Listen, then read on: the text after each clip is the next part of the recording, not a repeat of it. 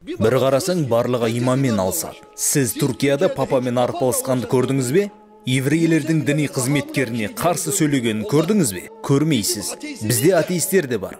Дінге қарсы емес, бірақ олар исламға қарсы. Түркиядағы атеистер христиандарға аузын аша алмайды. Иудаизмге де бір нәрсе айта алмайды. Олардың проблемасы ислам. Қазір құрметті діни басқарма басшымыз соңғы рет жоғарғы сот ғимаратында бір дұға жасады. Барлығы солай бастады. Не болып кетті? Зайырлық жойылды деп кейбіреулеріне қиынға соқты. Зайырлық жойылмайды. Зайырлық деген батысқа қараңыздар. Парламенттерінде Інжілмен ант береді. Сотта Інжілмен ант еткізеді. Президент сайлағанда Інжілмен ант береді. Біздің дін істері басқармамыз бір салтанатты шеруде Алланың есімін айтты деп бәрі аяққа тұрды. Бұл мұсылман елі, Түркия, Алланың аты айтылады. Бұған үйренесің, бұған шыдайсың.